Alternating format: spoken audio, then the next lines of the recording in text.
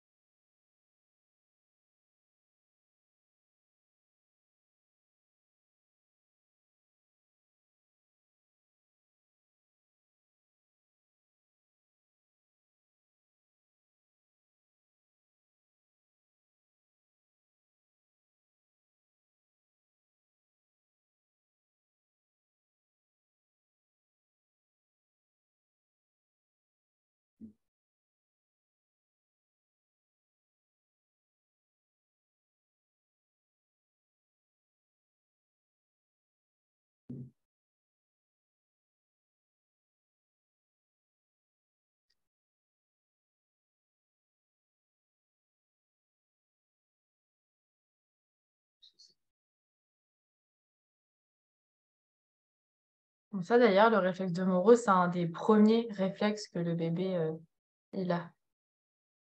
C'est celui qui est testé par les pédiatres. Parce que Ouais, ouais, celui-là et le Babinski, après les autres, la ouais. médecine s'en occupe pas trop. Eh oui.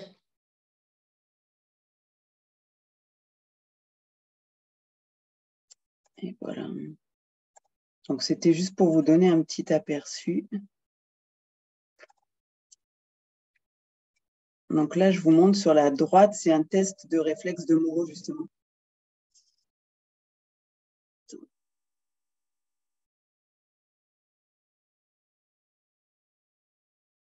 On est désolé, parce que YouTube, c'est le problème, ça se met tout seul après en route, donc ça ne s'arrête plus. Hop.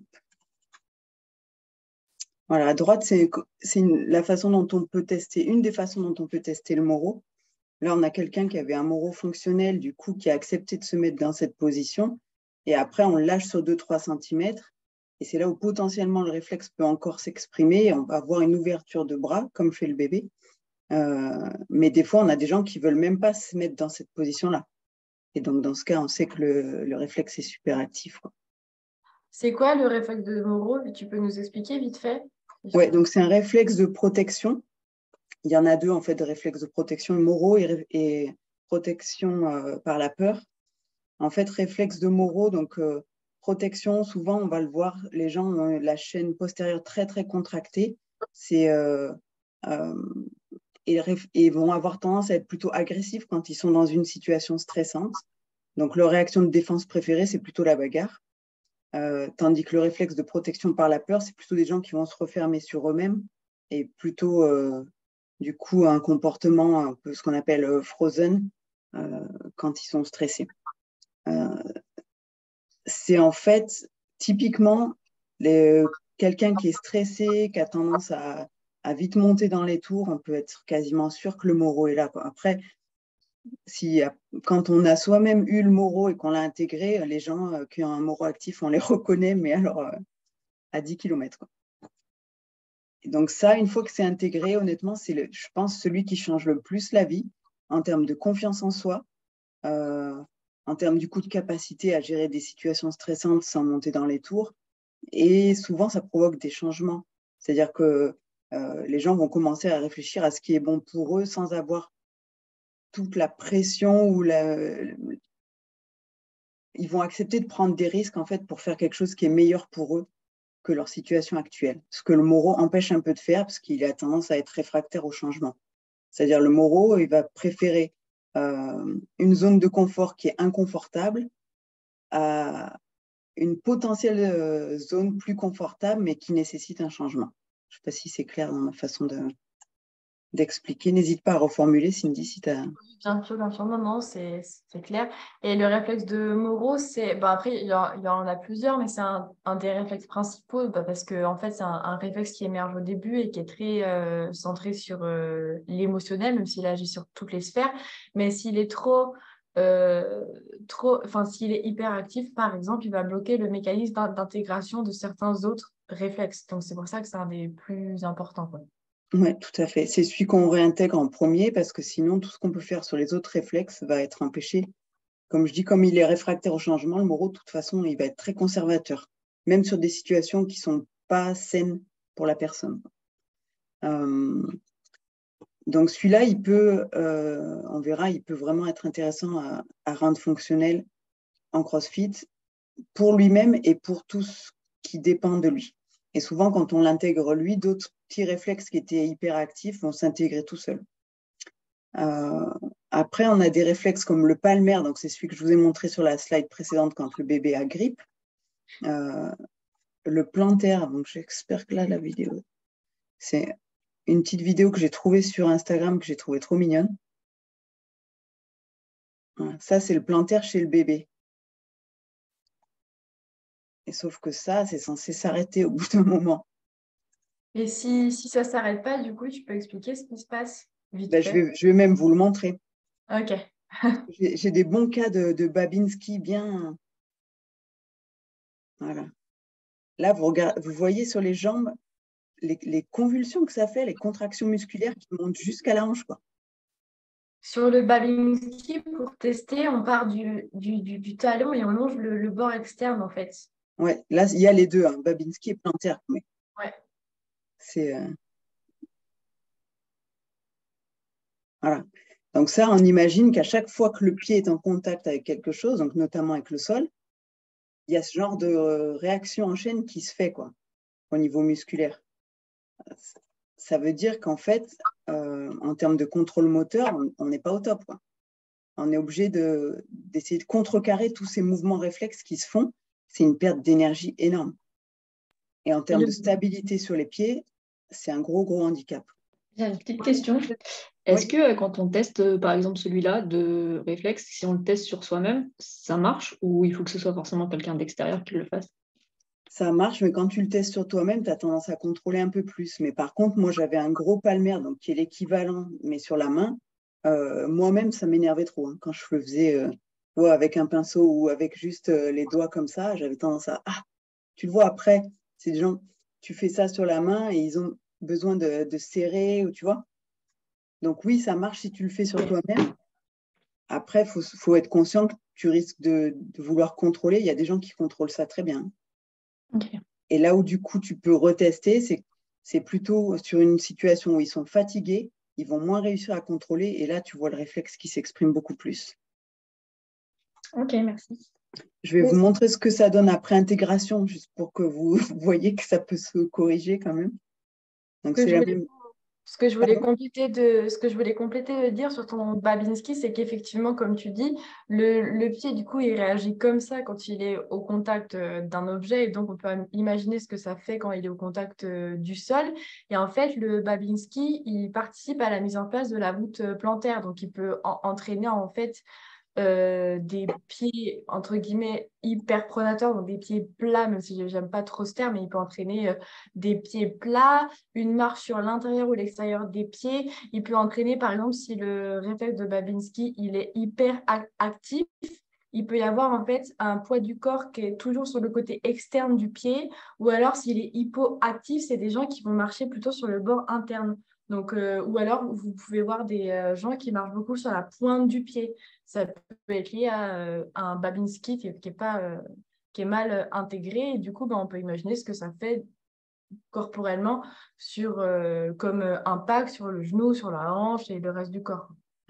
Et ça génère forcément des adaptations posturales, parce que le pied, c'est un des deux plus gros capteurs au niveau postural. Désolé pour le chat qui passe au milieu.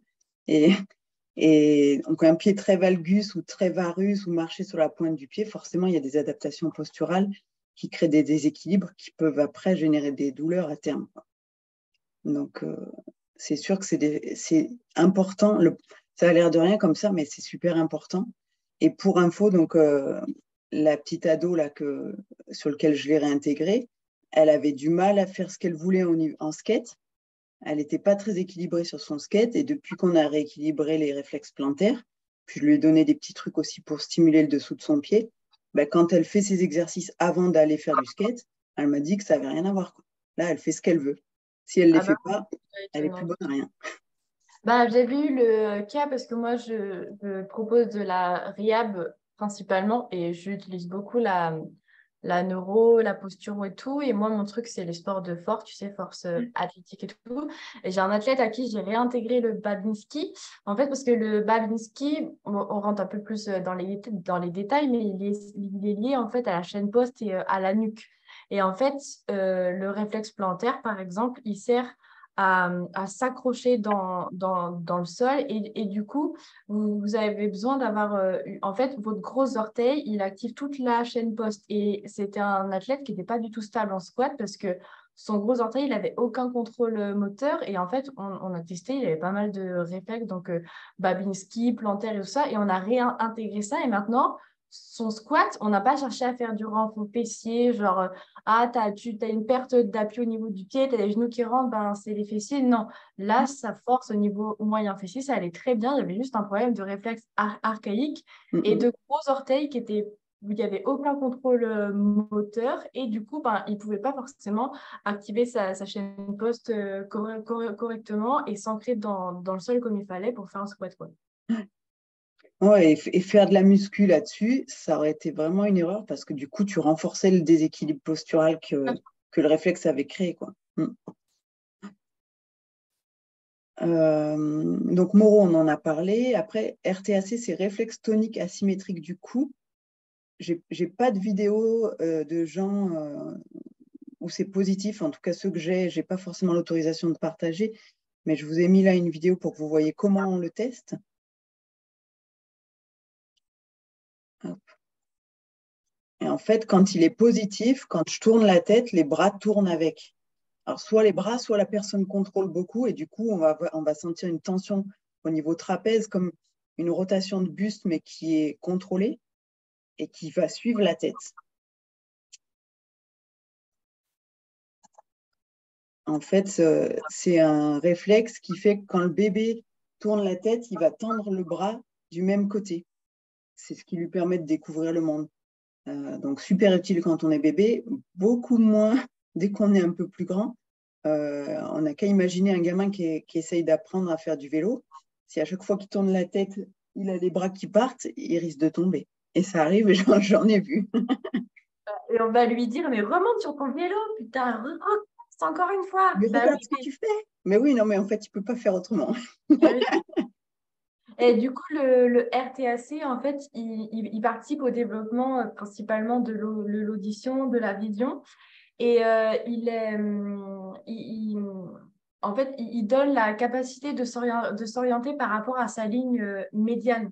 on va savoir un peu où se trouve le centre de notre corps, notre centrale en fait. Ça va avec d'autres réflexes, mais il participe à ça et à la mise en place de la latéralité droite-gauche.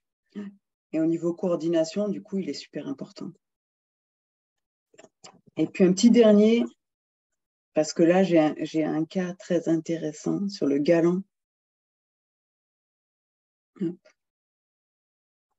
Voilà, vous voyez la torsion là au niveau thoracique.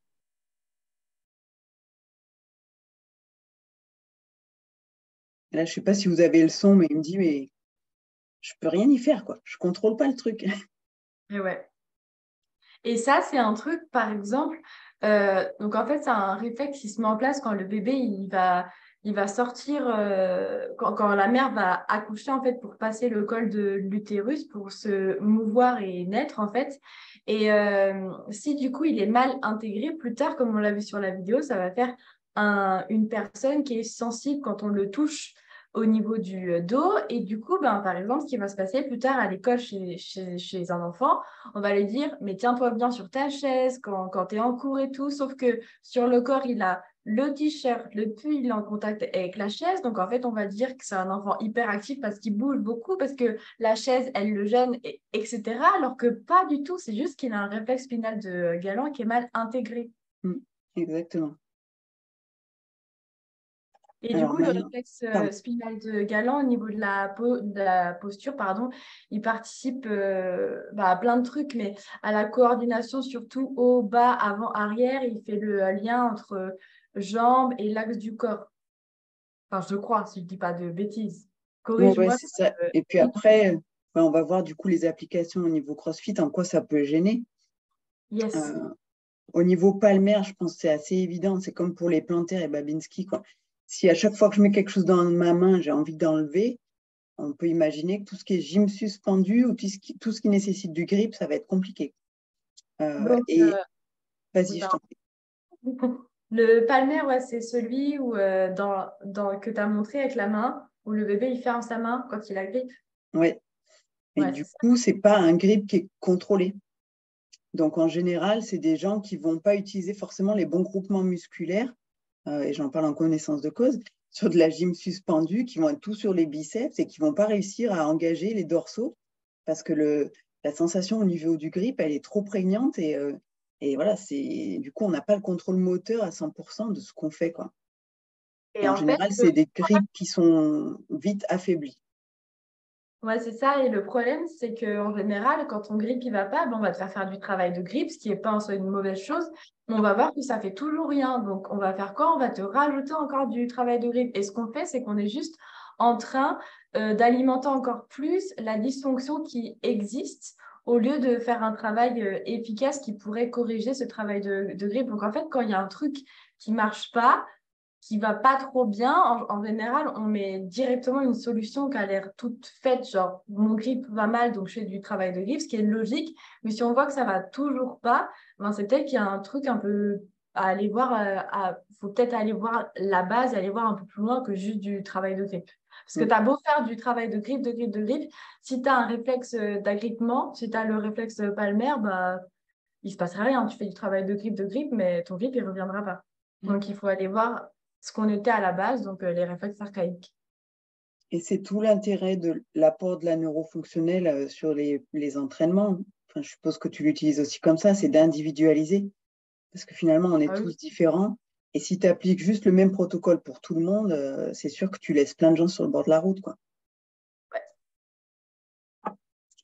Donc après, le plantaire et Babinski, on en a pas mal parlé, mais tout ce qui nécessite d'être stable sur ses pieds, ça va être un problème.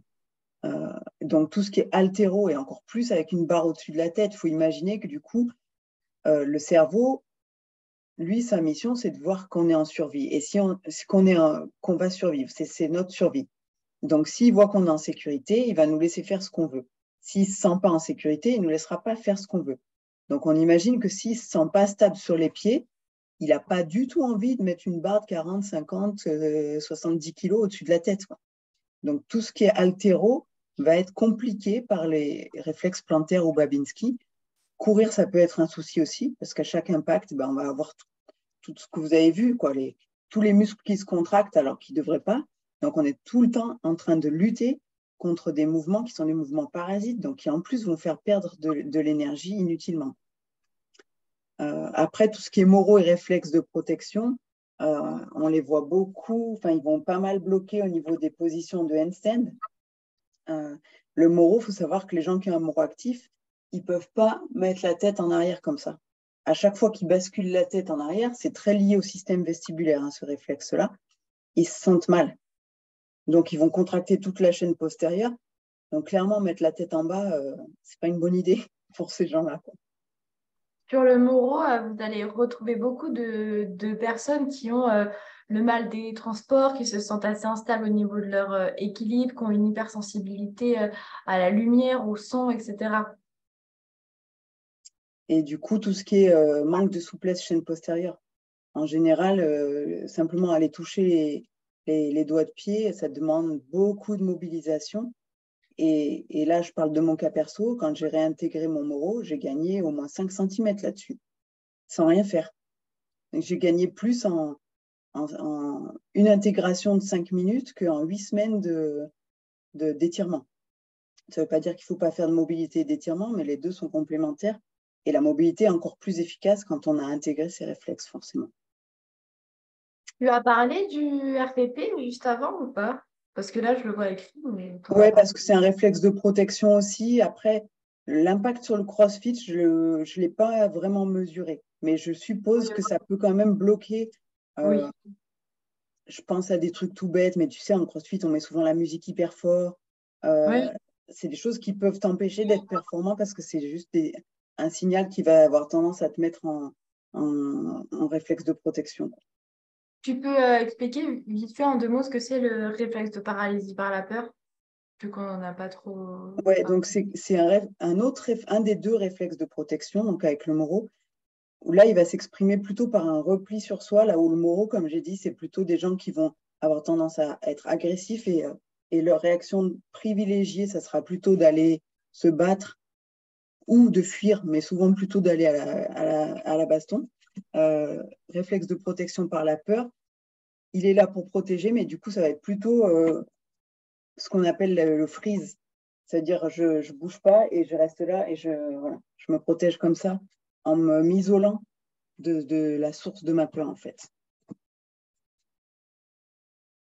Il est moins évident à voir. Après, en pratique, je travaille un peu moins sur celui-là parce qu'on a tendance à dire qu'une fois qu'on a intégré le moro, le réflexe de paralysie par la peur s'intègre en même temps. Donc, en général, on travaille les deux. Après, on peut faire un travail un peu plus spécifique quand il y a besoin. Mais voilà, souvent, ils vont ensemble. Tu as d'autres expériences là-dessus, Cindy? Sur le RPP,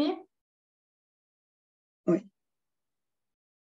non, enfin, le RPP, c'est quand même un des réflexes qui est un des réflexes de base pour le développement des autres réflexes. Après, en fait, s'il est actif, ce qu'on va voir, c'est qu'il va y avoir des problèmes d'équilibre. Par exemple, ça va impacter d'autres réflexes. Donc, si tu as un RPP, souvent, tu vas avoir un RTL, donc un réflexe tonique labyrinthique qui n'est pas intégré.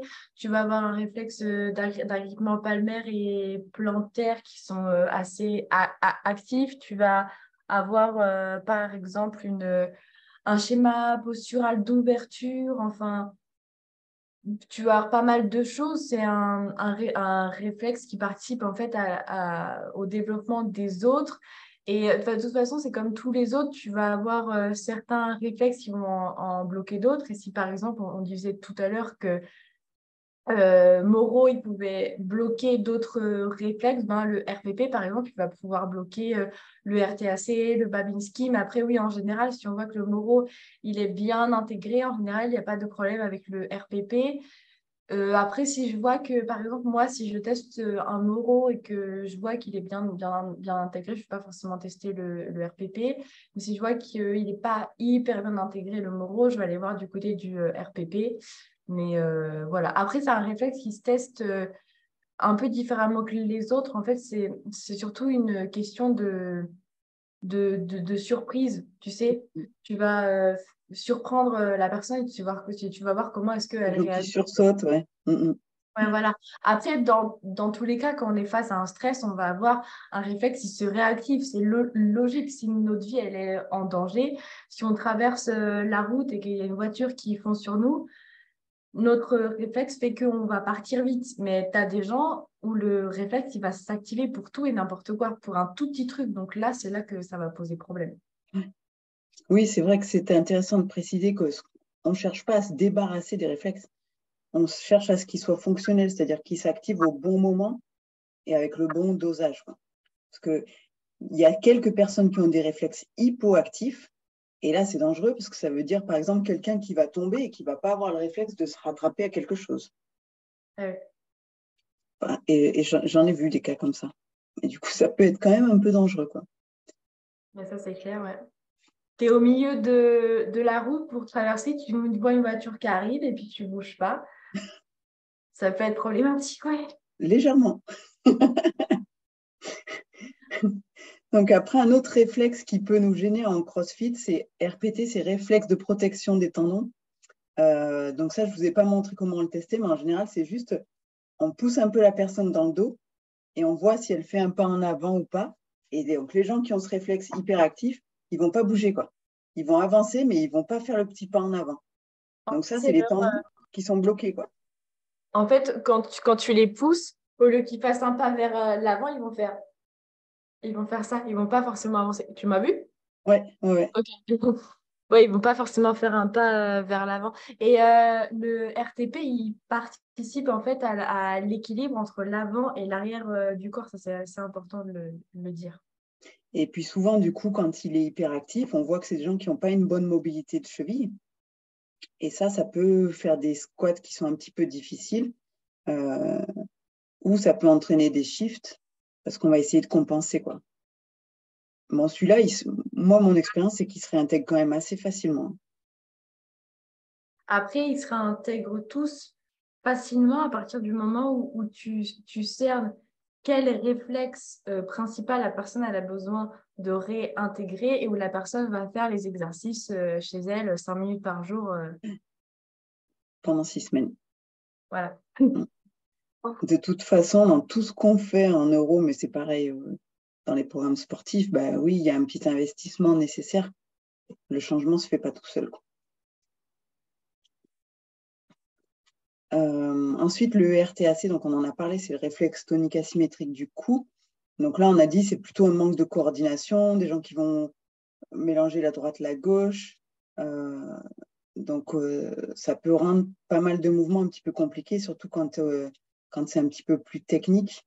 Je pense à l'haltéro notamment, où là, il y a besoin d'une bonne coordination. Bah, clairement, le RTAC, il peut gêner des mouvements de ce genre-là, quoi. Et les gens qui vont avoir des problèmes de jonglage, qui détestent jongler, ils peuvent avoir un RTAC en général parce que il y a une difficulté œil humain de voir, de coordonner en fait son œil et sa main en même temps sur un RTAC. Mm, mm. Et puis le galant, donc c'est celui que je vous ai montré hein, quand on a comme ça des rotations thoraciques, ben ça typiquement, ça va entraîner des shifts au niveau du squat ou du deadlift. Donc après, des compensations au niveau du bassin. Donc on peut bien imaginer qu'au niveau postural, c'est pas top top, quoi. Ouais. Alors là, je vous ai mis, c'est le concept de labo RNP, la balance de menace, parce que c'est quand même assez intéressant de comprendre ça. On a d'un côté un mode survie, d'un côté un mode performance. Et ce qu'il faut bien comprendre, c'est qu'on ne peut pas être dans les deux à la fois. On est forcément d'un côté ou de l'autre. Ce n'est pas noir ou blanc, c'est un curseur qui se déplace en fonction des entrées sensorielles qu'on a et en fonction de l'environnement. Et typiquement, un réflexe archaïque hyperactif il va faire pencher la balance du côté survie. Euh, et donc, ce que je disais tout à l'heure, si ton cerveau ne se sent pas en sécurité, il va t'empêcher de faire des choses. Donc, il va te le signaler de différentes façons. Soit tu vas avoir la tête qui tourne, par exemple, soit tu vas manquer de mobilité, ou soit tu vas avoir des douleurs. Dans tous les cas, c'est juste un signal que ton cerveau t'envoie pour dire, moi, je considère qu'on n'est pas en sécurité, donc je ne te laisse pas faire ce que tu as envie de faire. Ça ne veut pas dire qu'on n'y arrivera pas, on peut le forcer, mais du coup, il faut bien être conscient que dans ces cas-là, on fait quelque chose où on n'est pas en mode performance, donc il y a un prix à payer. quand on force le corps à aller chercher la performance alors qu'il est en mode survie, il y a un prix à payer derrière. Donc voilà, je ne vais pas détailler plus que ça, mais je l'ai remis après derrière sous une autre forme sur le continuum de performance. Donc là, on peut bien voir si j'ai des douleurs, je me sens fatiguée, je manque de mobilité, j'ai des vertiges, ou j'ai un mauvais contrôle moteur, je manque d'équilibre, j'ai mal à la tête, je suis clairement en mode survie. Mauvais contrôle moteur, on le comprend bien avec les réflexes archaïques. On ne peut pas être 100% contrôler à 100% notre corps puisqu'il y a des mouvements parasites qu'on est obligé de gérer en plus. Donc, il y a une partie de l'énergie qui va être dispersée pour aller contrôler ça. Donc, on comprend bien qu'on n'est pas sur un contrôle moteur qui est optimal. Et à contrario, quand je suis en mode performance, là, je vais avoir une liberté de mouvement. Le cerveau voit qu'on est en sécurité, il te laisse faire tout ce que tu veux. Tu as une bonne coordination, tu peux avoir accès à 100% de ta force et de ta vitesse. Et là, tu as un bon équilibre. Et après, pour aller encore plus loin, ça joue aussi sur tout ce qui est santé endocrinienne et santé immunitaire. Mais ce n'est pas forcément le sujet aujourd'hui. Mais ça, c'est intéressant à comprendre que voilà, on ne peut pas être à la fois en survie et en performance. Donc forcément, quand il y a des réflexes archaïques qui s'activent, eh ben, on va basculer en mode survie. Donc, on n'a pas accès à son plein potentiel. Là, je vous ai mis un petit avant-après. Comme ça, vous voyez ce que je vous ai dit tout à l'heure par rapport à la souplesse chaîne poste. Donc avant, on réintègre le Babinski, rien de spécial. On réintègre le Moro. Voilà, on a gagné 2 phalanges, on va dire 5 cm de souplesse sur ce mouvement-là.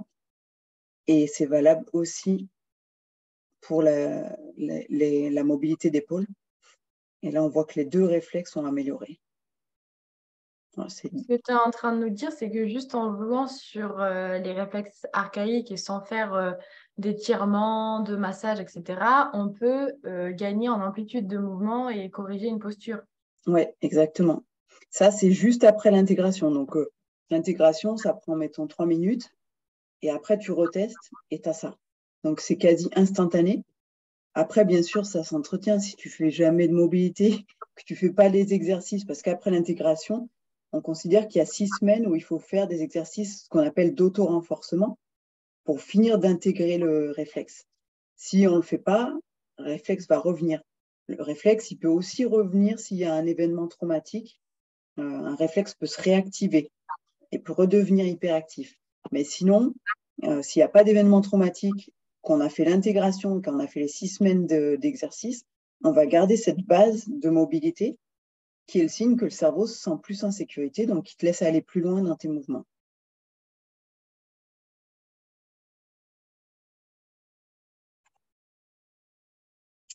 Est-ce qu'il y a des questions jusque-là avant que j'attaque la dernière partie?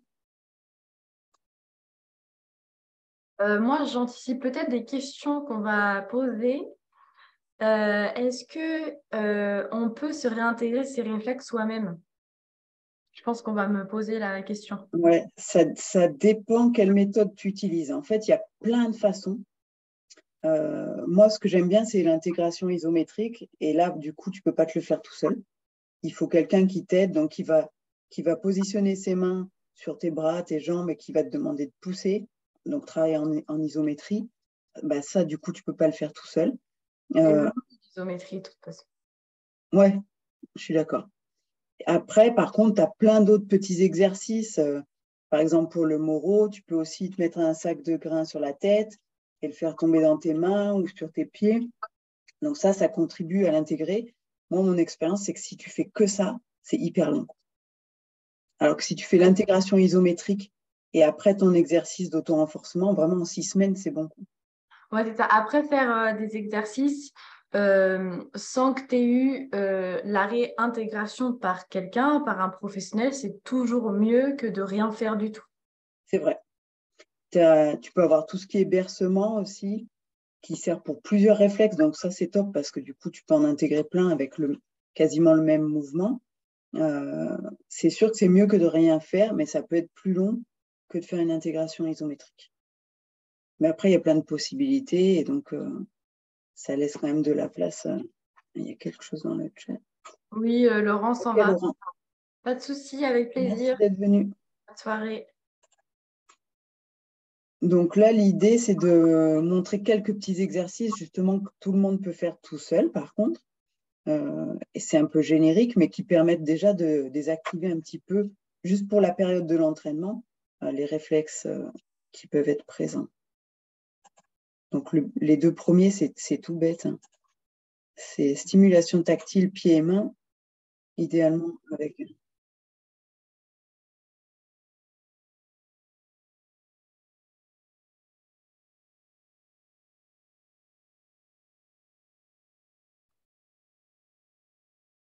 Voilà, donc on essaye de passer sur tout le pied. Donc c'est un Neurospike, j'ai vu que tu en avais un dans la main aussi. Même team. Euh, Ça, c'est le premier truc à faire. Et puis, c'est intéressant aussi pour avoir des bonnes sensations au niveau des pieds.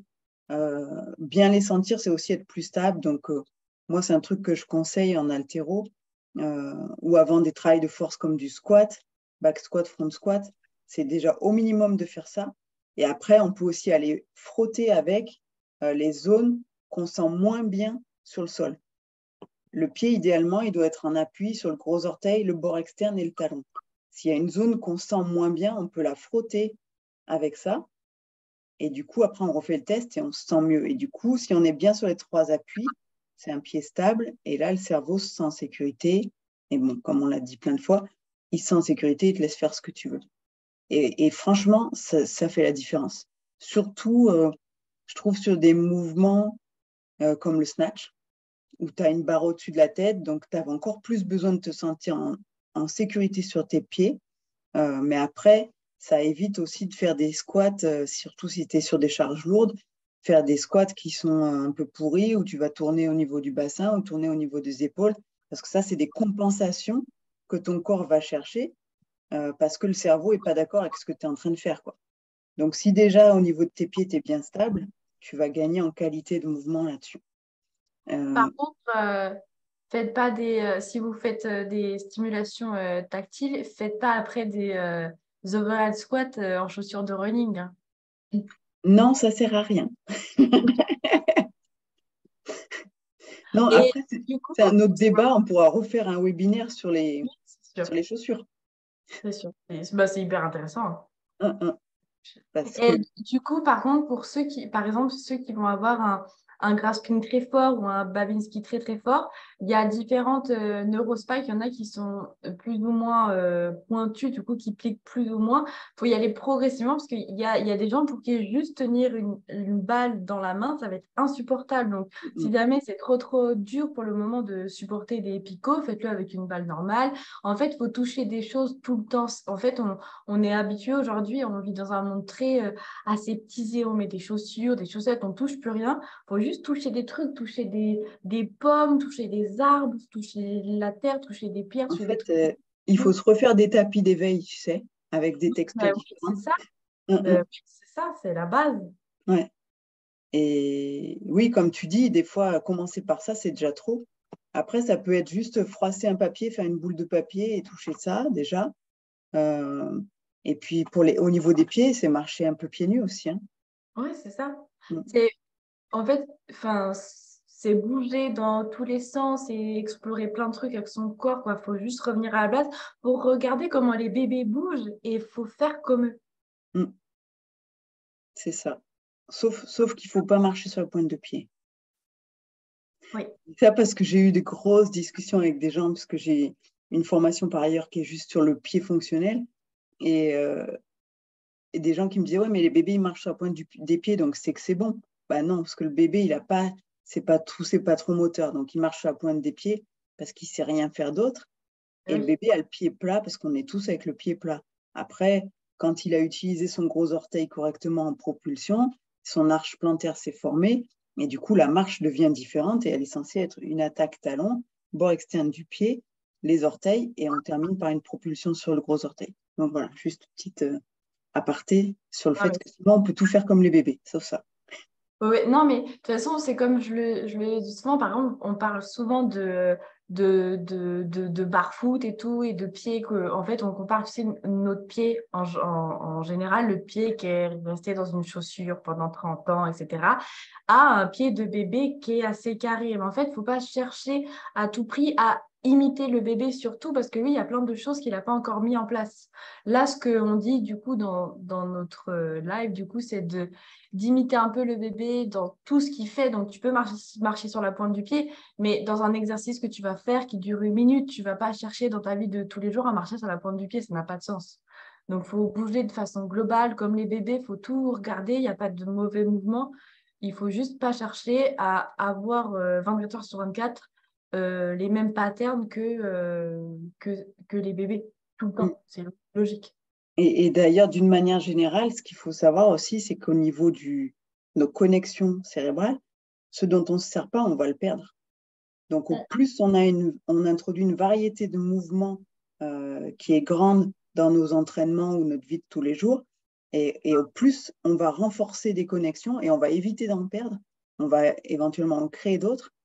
Ça, c'est quand même l'apport des neurosciences modernes, parce que moi, j'ai un background scientifique. Quand j'étais à la fac, parce que j'ai quelques heures de vol, forcément, donc on nous apprenait, une fois que les connexions neuronales sont perdues, c'est foutu. Hein. On sait depuis 10-15 ans que non, c'est pas du tout foutu. Il y a ce qu'on appelle la neuroplasticité cérébrale qui permet de recréer plein de connexions, de renforcer des connexions, mais ça passe par la répétition. Donc, si je veux recréer des connexions ou si je veux être sûr de ne pas perdre une connexion, il faut que je l'entretienne. Donc, au plus on a de variété de mouvements dans l'entraînement et au mieux c'est pour garantir qu'on ait accès à toute notre mobilité. Quoi. Exactement. Tu as bien résumé. Donc, même exercice pour les mains. Enfin, je vous montre quand même la vidéo, mais je pense que vous aviez compris, quoi.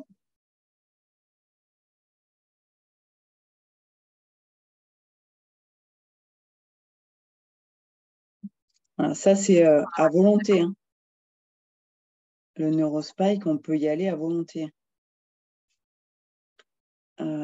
Salut Pauline. Et donc, après, ce qui peut être intéressant aussi, et là, on revient sur le fait d'imiter les bébés, c'est tout ce qui est mouvement de retournement. Donc là, c'est un mouvement de retournement où je me sers à la fois de la jambe et du bras pour basculer, mais on peut les faire avec juste la jambe, juste le bras, ou après faire sans les membres, juste avec la tête. C'est intéressant à la fois pour recréer le schéma moteur et à la fois pour des réflexes archaïques. Et au niveau CrossFit, on peut très bien coupler ça avec un Tabata Hollow Arch et on fait le changement par ce retournement. Ça fait un peu plus CrossFit que neuro comme ça.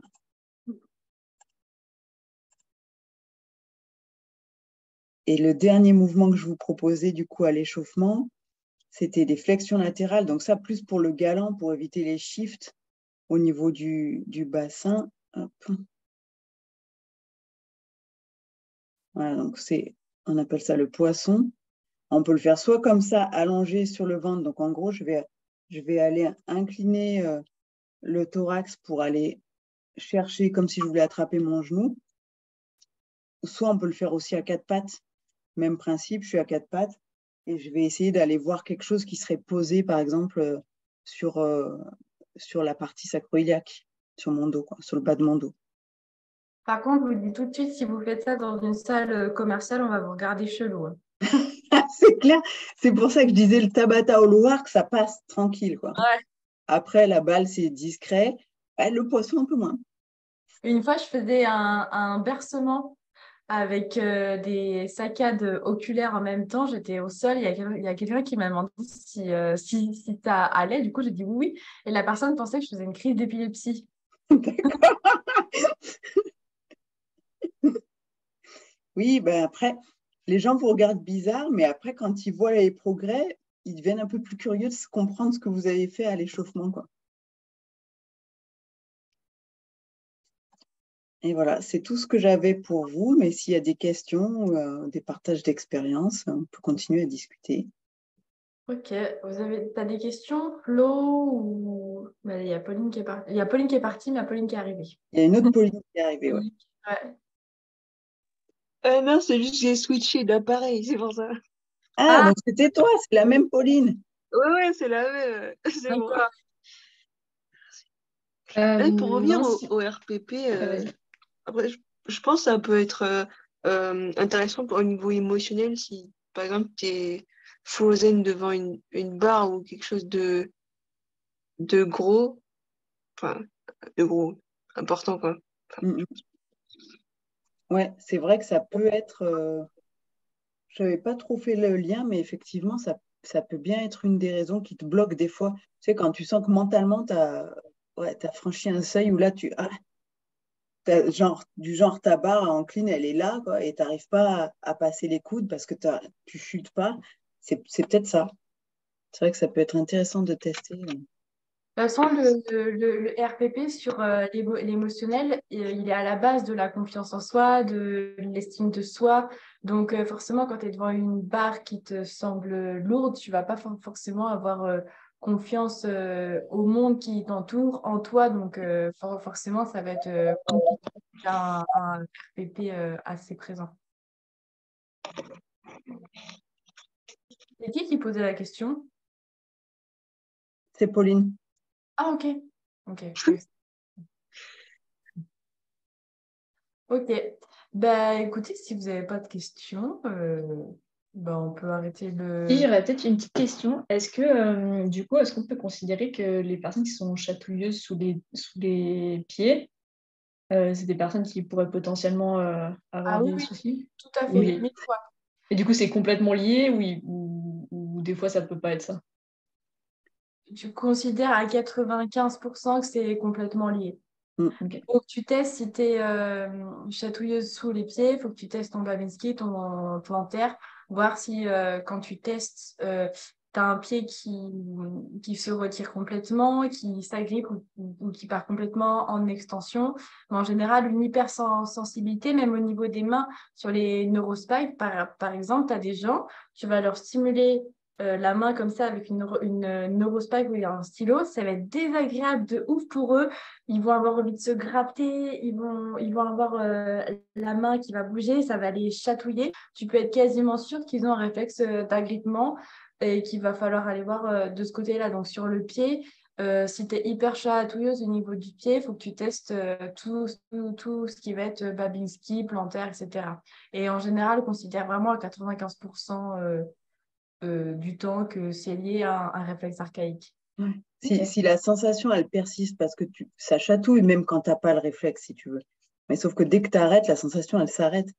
Si la sensation, elle persiste, ouais, comme tu dis, c'est quasiment à tous les coups, c'est qu'il y a un réflexe qui est actif au niveau plantaire. Ok. Merci. Et au niveau palmaire, pour te donner, moi, avant que je bosse pas mal dessus, et c'est assez long de s'en débarrasser, mais au départ, rien que quand on me disait, est-ce que je peux toucher l'intérieur de ta main, tu vois, pour faire le test, déjà ma main, elle se fermait et ça me faisait rire.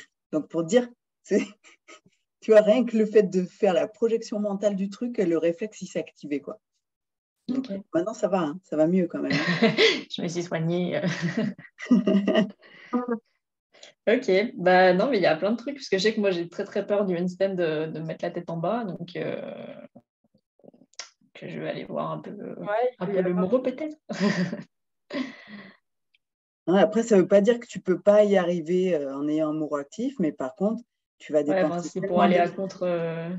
Et puis, tu risques de crisper tellement ta chaîne postérieure qu'après, c'est aussi des risques de blessure. Comme je disais, si tu es en mode survie, tu n'es pas en mode performance. Donc, se forcer trop sur un mode survie, il y a toujours un risque, quoi. Bah oui, non, c'est sûr. Ok, bah non, c'était grave cool, merci, super intéressant. Ben, merci d'avoir assisté à ce webinaire, c'était sympa. Ok. Ben, écoute, merci d'avoir accepté mon invitation, Cécile. Avec plaisir.